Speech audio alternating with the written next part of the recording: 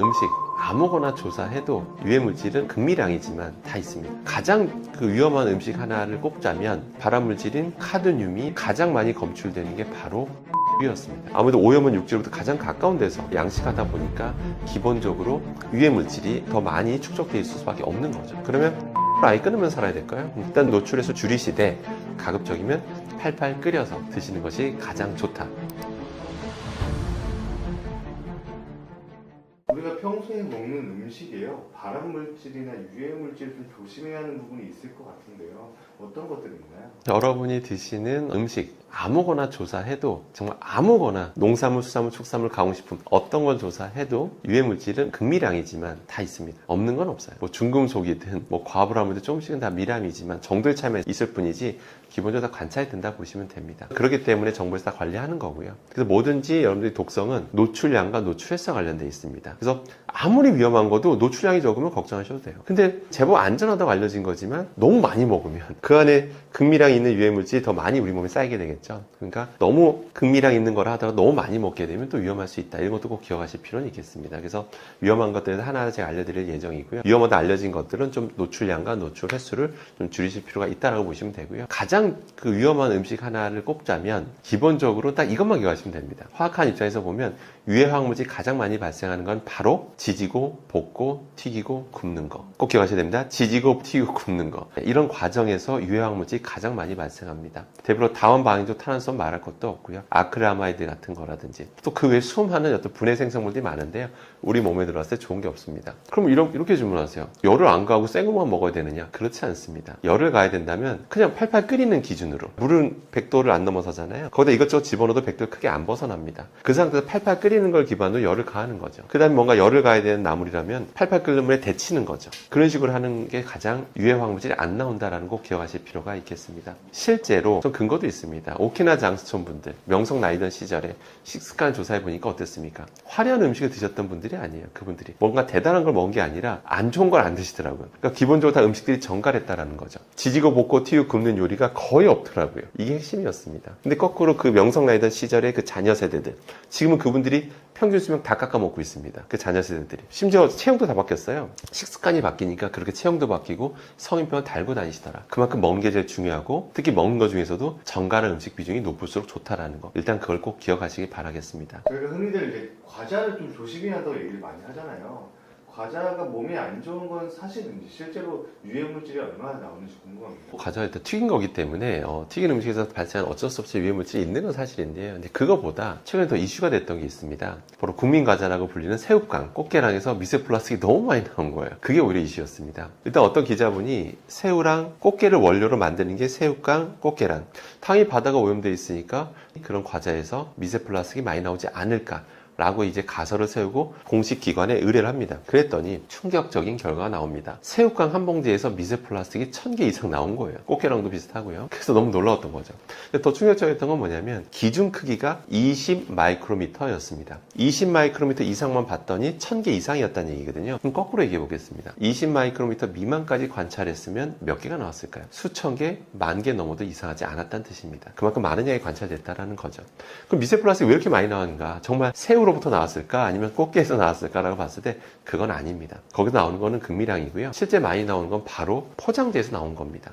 실제로 새우깡에서는 미세 플라스틱 중 PP, 폴리프로필렌이 제일 많이 나왔고요. 꽃게랑은 PE, 폴리에틸렌이 제일 많이 나왔습니다. 왜 이렇게 차이가 났을까요? 그 이유가 있습니다. 새우깡 내부 코팅제는 PP였고요. 꽃게랑 내부 코팅제는 PE였습니다. 그 상태에서 과자가 당기고 계속 흔들어지잖아요. 계속 이동하는 과정에서 흔들어지고. 그래서 계속 지속적인 기름진 것들이나 이런 것들이, 거친 것들이 마찰이 일어나다 보니까 조금씩 떨어져 나왔던 거죠. 그게 바로 미세 플라스틱이었던 겁니다. 미세 플라스틱 괜찮지 않나 이렇게 생각할 수도 있는데, 미세 플라스틱 관련된 독성은 지금 연구가 쏟아지고 있습니다. 근데 아직까지 정부는 전 세계적으로 이걸 유해물질로, 화학물질로 지정은 안 해놨어요. 그래서 어떤 규정이 없는 건데요. 근데 이런 독성 결과가 계속 지속적으로 쌓이다 보면 언젠가 대한민국도 어떤 기준치를 마련할 가능성이 큽니다. 예를 들어서 새우깡 한 봉지에서는 미세 플라스틱이 절대 500개를 넘으면 안 된다.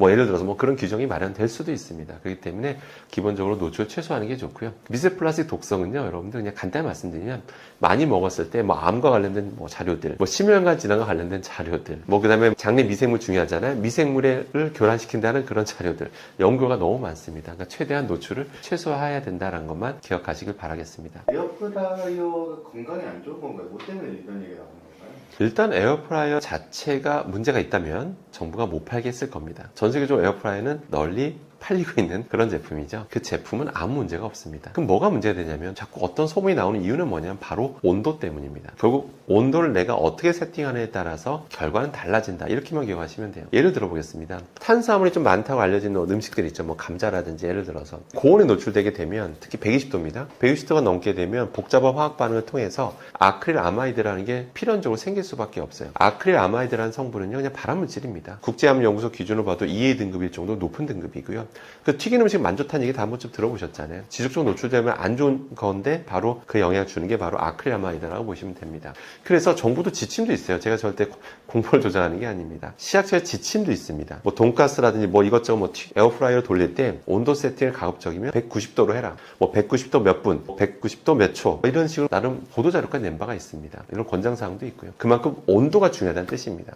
근데 저는 아크릴아마이드라고 하는 게 120도만 넘어도 발생하는 거기 때문에 근데 에어프라이어 120도로 설정하면 제대로 덮여진 것 같지가 않아요. 그래서 저는 현실적으로 한 150도 정도를 말씀드립니다. 한 150도 미만으로 좀 세팅하시고 시간이 오래 걸리더라도 그렇게 데우는 방식이 가장 바람직하다고 보고요. 그 다음에 중요한 게 뭐냐면 에어프라이어를 그냥 잘 안 쓰시죠. 보통 뭘 깝니다. 에어프라이어 지저분해지는 게 싫어서 보통 종이오일을 많이 깔죠. 근데 실험 결과의 바탕을 말씀드리면 종이오일이라는 게 일반 종이가 아니죠. 종이에 뭔가 코팅되어 있습니다. 실리콘 플라스틱 코팅되어 있는데요. 정확하게 PDMS라는 게 코팅이 되어 있습니다. 근데 어떤 연구지는 160도만 넘어도 그 코팅되어 있던 실리콘 미세 플라스틱이 실제로 음식으로 옮겨가더라. 그게 바로 미세 플라스틱입니다. 그러니까 160도만 넘어도 플라스틱이 음식으로 넘어간다는 거죠. 그렇기 때문에 종이오일을 쓰신다면 반드시 좀 160도 미만으로 세팅하고 사용하시기를 당부드리겠습니다. 종이오일 많이 쓰시는데요. 또 종이오일에 대해서 우려도 또 많으신 걸로 알고 있습니다. 종이오일 자체가 뭔가 위험한 걸까요? 그건 아닙니다. 그 자체가 위험한 거였으면 역시 정부가 못 팔게 했을 겁니다. 근데 전 세계로 다 팔리고 있는 제품이거든요. 그래서 그 자체는 괜찮습니다. 근데 문제가 있습니다. 바로 잘못된 사용 방법이 문제가 되는 겁니다. 예를 들어 보겠습니다. 보통 여러분들 제품을 사시면 종이오일 겉면에 뭐라고 적혀 있냐면 뭐 내열온도 200, 내열온도 230도 이렇게 보통 적혀 있거든요. 그러면 야 내열온도 220도면 뭐 걱정할 필요가 없겠네 이렇게 생각할 수가 있습니다. 그런데 내열온도라고 하는 건 뭐냐면 분해가 본격적으로 일어나는 온도고요. 그보다 더 낮은 온도에서도 미세하게 떨어질 수가 있어요. 그게 바로 미세 플라스틱인 거거든요. 그래서 160도만 넘어도 아까 이렇게 떨어져 나올 수 있다고 말씀드렸습니다. 그런데 우리가 프라이팬에다가 종이오일을 깔고 거기다 굽는 경우들이 있어요.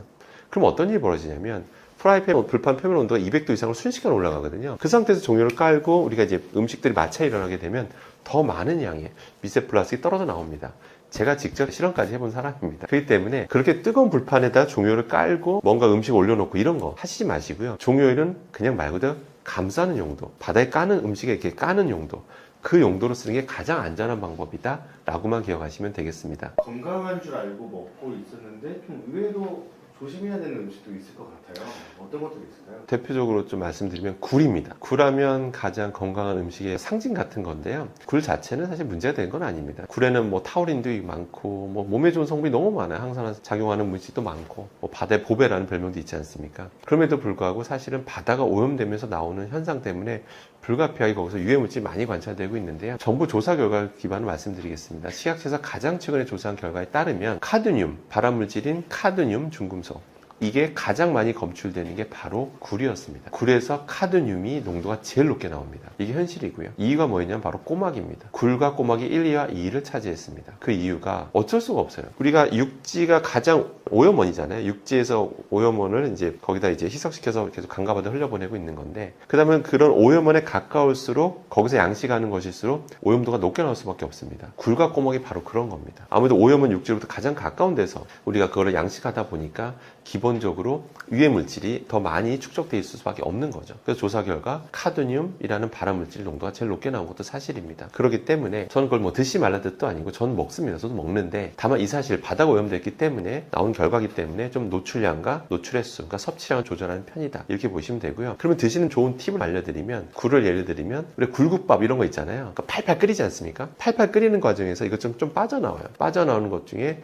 그런 카드뮴 같은 발암물질도 빠져나오는 게 있습니다. 꽤 저감 효과를 보실 수가 있어요. 그렇기 때문에 뭐 예를 들어 굴국밥을 드신다면 그걸 다 곡물째 드시지 마시고 최대한 좀 건더기 위주로 드시는 식습관이 제일 좋고요. 평소에 굴을 드시더라도 생으로 뭐 이렇게 초장 찍어 드시는 것보다는 팔팔 끓인 다음에 그냥 건더기 위주로 드시는 식습관이 훨씬 더 카드뮴 저감 효과를 보실 수 있다라고 보시면 되겠습니다. 참고로 수산물에 대해 잠깐만 말씀드리면 수산물에는 참 좋은 성분들이 많습니다. 부정할 수도 없고 정말 유익한 성분이 너무 많은데요. 다만 지금 바다가 오염되면서 나오는 현상들이 좀 있습니다. 사실은 지금도 강가 바다로 이 공장에서 나가는 또 생활에서 나가는 하수들이 계속 강가 바다로 나가고 있는데 거기서 분해되지도 않고 지속적으로 거기서 머물면서 농도가 높아지고 있어요. 거기서 서식하는 수산물에서 그런 오염물질, 대표적인 중금속이라든지 유해 중금속, 그다음에 뭐 과부라 화합물이라든지 이런 것이 높게 나오는 게 이상할 건 없습니다. 실제 높게 나오고 있고요.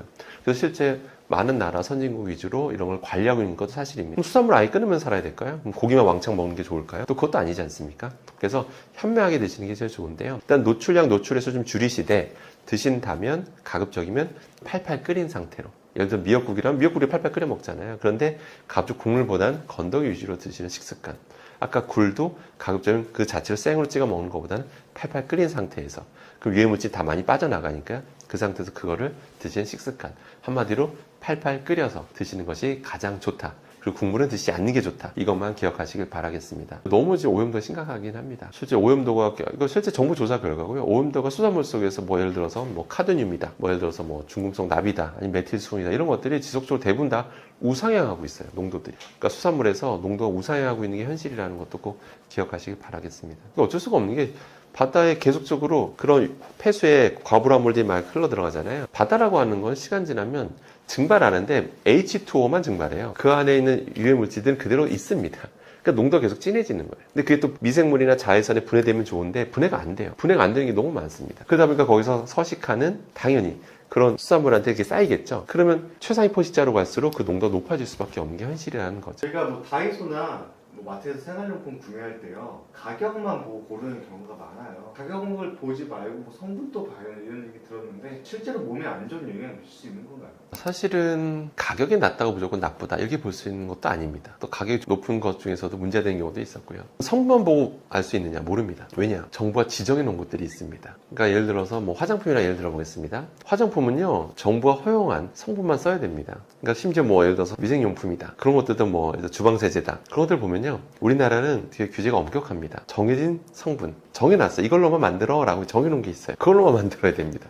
정말 까다로운 나라예요. 근데도 불구하고 자꾸 사건이 터지는 걸까요? 바로 이유가 뭐냐면 나와서는 안 되는 거, 넣어서는 안 되는 것들이 나왔기 때문이에요. 그러니까 성분표에 적혀있지 않은 게 검출이 돼서 문제가 되는 거다라고 보시는 게 맞습니다. 왜 이런 일이 터지느냐? 대표적으로 여러분들이 당장 테무 알림 한번 검색해 보십시오. 관련돼서 한번 이슈를 검색해 보시면 엄청난 양의 기사를 검색할 수가 있는데요. 정부가 주기적으로 검사를 하고 있습니다. 그런 수입 직구 제품들에 대해서 주기적으로 뭐 검사를 해보면 충격적인 기사가 많죠. 문구들이 뭐 발암물질 기준치의 몇백 배, 발암물질 뭐 기준치의 몇십 배, 환경호르몬 기준치의 몇백 배 이런 게 나오죠. 근데 그런 제품들 겉면에 보십시오. 성분표를 보십시오. 그 문제에 성분이 안 적혀 있어요. 근데도 이렇게 검출이 되지 않습니까? 이런 게 문제라는 거죠. 성분표에 적혀 있지 않은 것들, 넣어서는 안 되는 것들이 검출되니까 문제가 되는 겁니다. 그런데 정부가 검사를 이제 주기적으로 하지만 문제가 있습니다. 그 어마어마한 양, 지금도 어마어마한 양이 컨테이너 박스를 통해서 지금 배를 타고 한국에 도착하고 있습니다.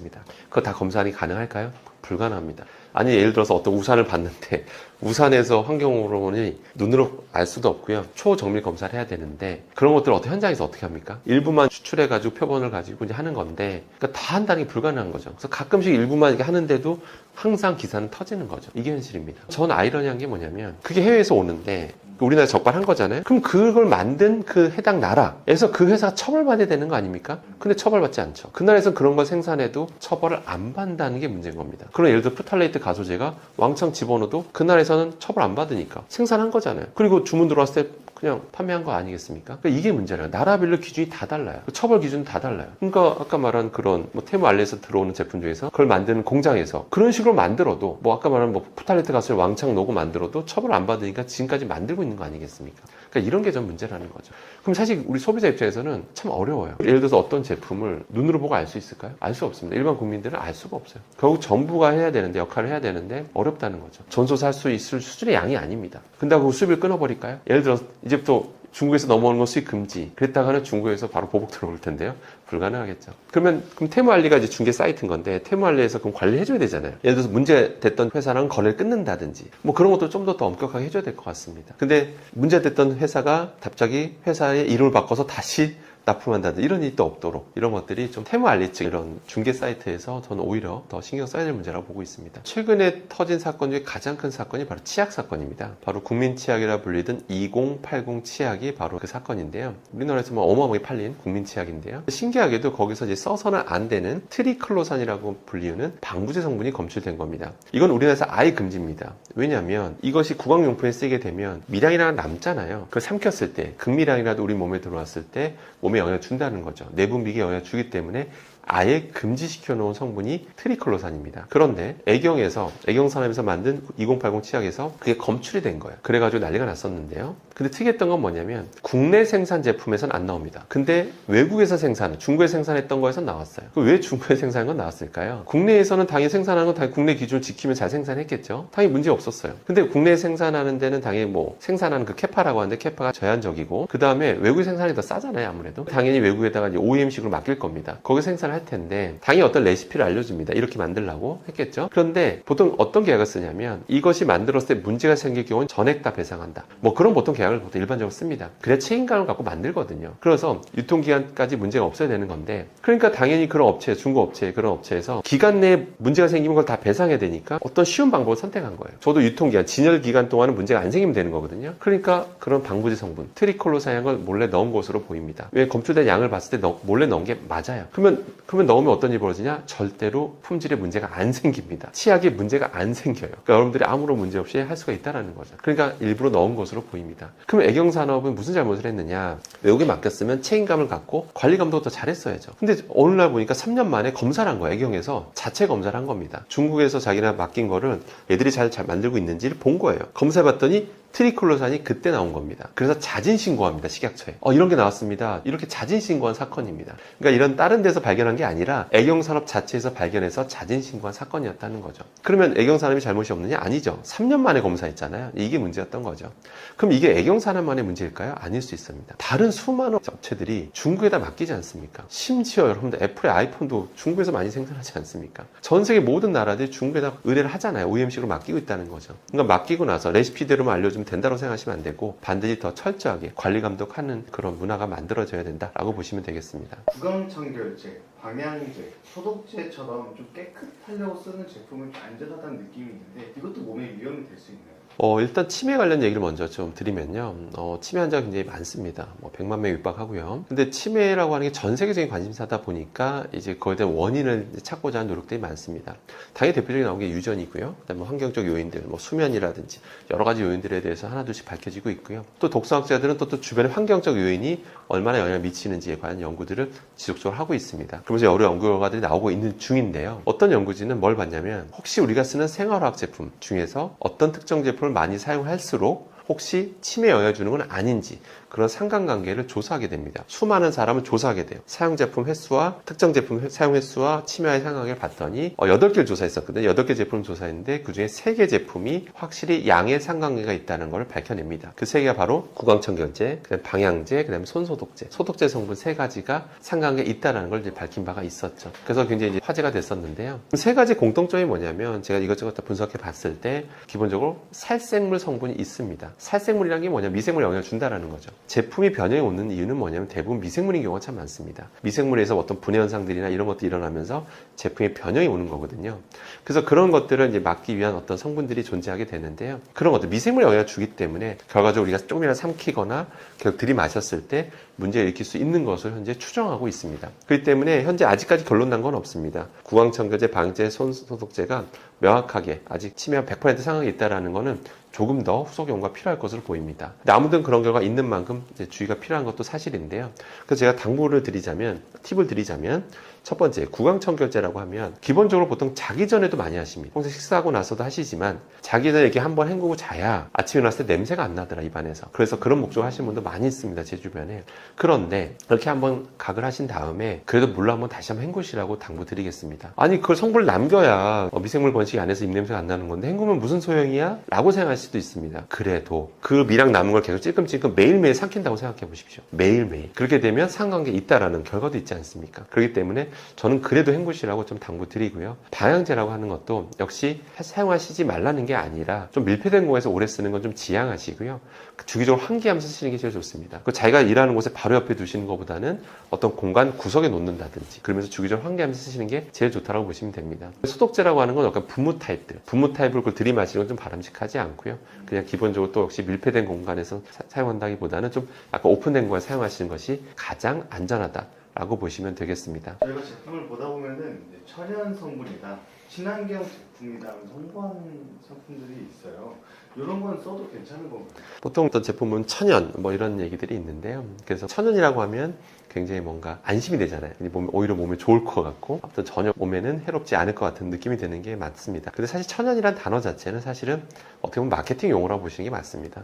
그러니까 마케팅을 위한 용어인데요. 예를 들어 보겠습니다. 여러분, 담배도 천연 제품입니다. 하지만 담배를 몸에 좋다라고 생각하시는 분은 없겠죠. 심지어 다행히 중에서도요, 천연도 있습니다. 그러니까 그런 거 좋다고 말씀하시는 사람은 없잖아요. 그렇기 때문에 천연이 아니냐가 중요한 게 아닙니다. 천연이 아니냐가 중요한 게 아니고요. 얼만큼 우리가 정확한 사용 방법을 지키느냐, 이게 더 중요한 겁니다. 반드시 들이마시면 안 되는 건데 들이마신다든지 많이 먹으면 안 되는 건데 너무 많이 먹는다든지 절대로 칙칙 뿌리는 타입을 쓰는 건 아무튼 밀폐된 공간에 쓰면 안 되는 건데 그걸 밀폐된 공간에 쓴다든지 이런 것들, 어떤 사용 방법들, 이런 것들이 제일 중요하다고 보시면 되겠습니다.